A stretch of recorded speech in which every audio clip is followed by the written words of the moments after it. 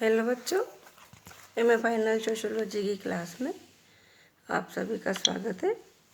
MA final sociology में हम 4th paper पढ़ रहे थे, राजनीतिक समाजशास्त्र।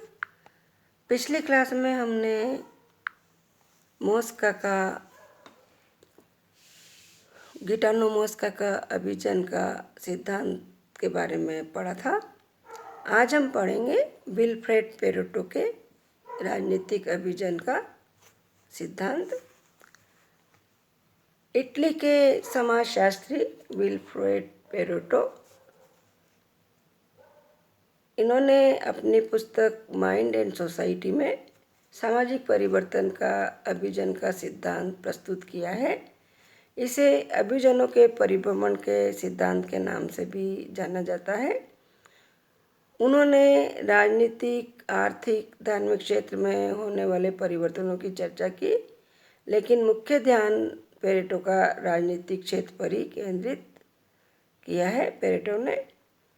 पेरेटो के अनुसार परिवर्तन केवल क्रांति या शासक को बदलने से ही नहीं आता, बल्कि अभिजनों के परिभ्रमण से भी आता है। उन्होंने सामाजिक परिवर्तन या समाज में या राजनीतिक सत्ता में परिवर्तन का प्रमुख कारण समाज में राजनीतिक सत्ता के लिए होने वाला संघर्ष माना है। उनके अनुसार प्रत्येक समाज में 2 समूह पाए जाते हैं, अभिजन एलिट्स और जनसाधारण, जिसे मास बोलते हैं। पेरेटो के अनुसार व्यक्ति जो समाज के एक निश्चित क्षेत्र में विशेष क्षमता से युक्त होते हैं तथा उच्च स्थान धारण करते हैं, उन्हें अभिजन या एलिट्स या अभिजात वर्ग, कुलीन जन कहते हैं। जनसाधारण के अंतर्गत पेरेटो ने श्रमिकों, सामान्य कर्मचारियों तथा अपनी मेहनत से जीवन यापन करने वाले सामान्य व्यक्तियों को सम्मिलित किया है। पेरेटो इन अभिजन वर्ग को भी 2 भागों में विभाजित करते हैं, शासकीय अभिजन और गैर शासकीय अभिजन। शासकीय अभिजन वे लोग होते हैं जो वर्तमान समय में सत्ता में है, और गैर शासकीय अभिजन वे लोग हैं जो सत्ता में नहीं है, लेकिन किसी न किसी रूप में शासन और सरकार पर अपना कुछ प्रभाव अवश्य बनाए हुए हैं। वर्तमान समय में इसे अगर हम देखें तो जिस पार्टी के लोग सरकार में है वो शासकीय अभिजन है, एवं जिस पार्टी के लोग विपक्ष में है वे गैर शासकीय अभिजन कहलाते हैं। पेरेटो के अनुसार शासकीय अभिजन समाज के निम्न वर्ग या सामान्य जनों के योग्य और प्रतिभाशाली व्यक्तियों को अपने वर्ग में आने से रोकता है, जिससे समाज का संतुलन बिगड़ने लगता है तथा समाज में अवनति के लक्षण दिखाई देने लगते हैं। इस असंतुलन को दूर करने के लिए तीव्र सामाजिक परिवर्तन या क्रांति के द्वारा धीरे धीरे पुराने अभिजनों का स्थान नए योग्य व्यक्तियों द्वारा ले लिया जाता है, जहां जनसाधारण से ही कुछ लोग अभिजनों में प्रवेश कर लेते हैं अपनी बुद्धि और चतुराई के द्वारा। वही एक अवस्था के बाद में अभिजन के कुछ लोग गुणों की कमी के कारण जनसाधारण की श्रेणी में आ जाते हैं। इसीलिए पेरेटो ने कहा है कि इतिहास कुलीन तंत्रों का कब्रगाह है। पेरेटो के अनुसार दोनों ही समूहों के लोग स्थिर नहीं है, स्थायी नहीं रहते हैं। अभिजन व्यक्ति जब अपनी क्षमता एवं योग्यता खो देता है तो उसका स्थान जनसाधारण में पतन हो जाता है तथा अभिजन के खालीपन को भरने के लिए जनसाधारण का बुद्धिमान एवं कुशल व्यक्ति अभिजन में शामिल हो जाता है।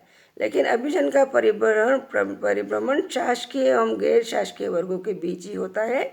इसी परिवर्तन को पेरेटो ने अभिजन का परिभ्रमण कहा है।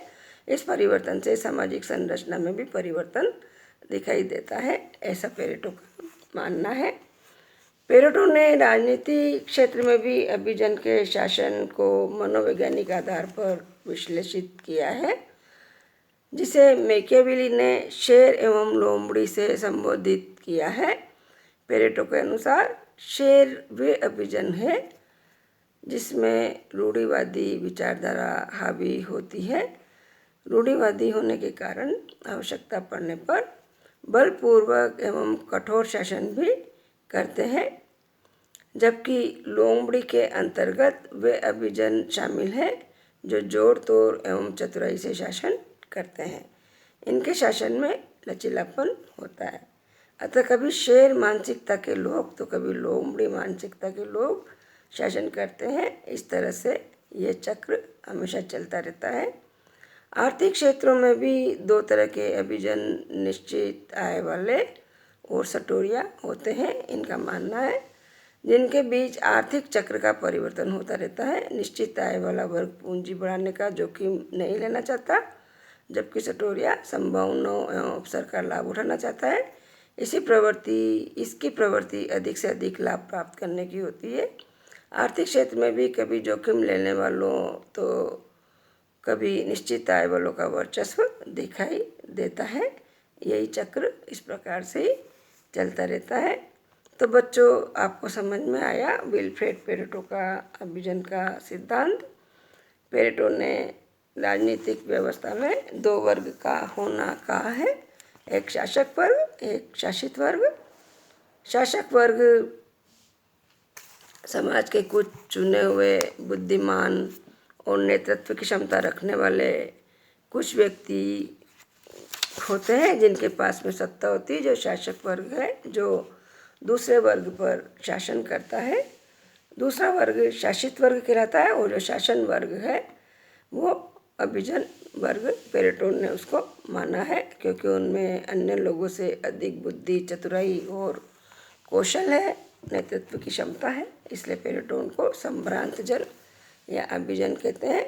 पेरेटो का कहना है कि ये शासक वर्ग शासित वर्ग पर शासन करता है, लेकिन कभी अपनी आलस के कारण और शिथिलता इनके अंदर कभी आ जाती है, तो उसका लाभ उठा करके जो गैर अभिजन वर्ग है, शासित वर्ग है, उसमें से ही कुछ बुद्धिमान और चतुर लोग मौका देख करके और सत्ता को हथिया लेते हैं और शासक वर्ग में सम्मिलित हो जाते हैं और वो गैर अभिजन वर्ग कहलाते हैं। और अभिजन वर्ग जो पहले वाले अभिजन वर्ग होते हैं वो गैर अभिजन वर्ग में आ जाते हैं, शासित वर्ग में आ जाते हैं।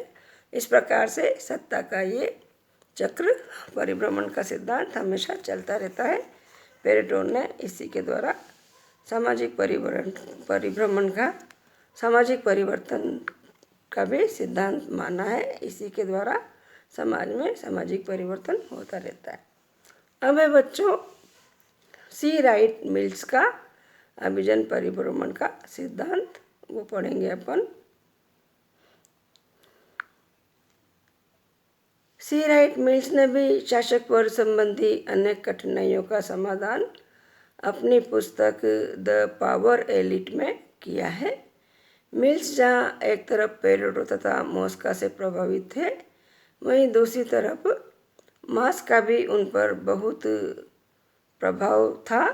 मिल्स ने शासक वर्ग की अवधारणा, जो कि एक बोझिल शब्द है, का प्रयोग न करके शक्तिशाली अभिजन वर्ग का प्रयोग किया है। वर्ग एक आर्थिक रूप से परिभाषित शब्द है। शासक वर्ग के से यह आभास होता है कि एक आर्थिक वर्ग राजनीतिक दृष्टि से शासन कर रहा है, जो सदैव ठीक नहीं उतरता। साथ ही शासक वर्ग सैनिक अधिकारियों को सम्मिलित नहीं करता, जबकि अगर अमेरिका की स्थिति को देखा जाए तो आर्थिक निर्णायकवाद की व्याख्या राजनीतिक निर्णायकवाद तथा सैनिक निर्णायकवाद के आधार पर ही की जा सकती है। तो मिल्स ने शक्तिशाली अभिजन की परिभाषा शक्ति साधनों अर्थात आदेश देने वाले पदों पर आसीन व्यक्तियों को रूप में की है।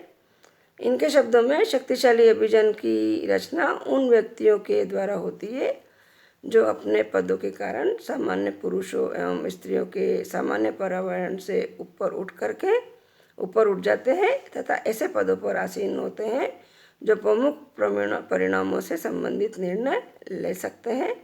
शक्तिशाली अभिजन वास्तव में निर्णय लेते हैं या नहीं, ये इतना महत्वपूर्ण नहीं है जितना कि ये तथ्य महत्वपूर्ण है कि वो पदों पर नियुक्त थे। वे आधुनिक समाज में बड़े संगठनों को भी नियंत्रित करते हैं तथा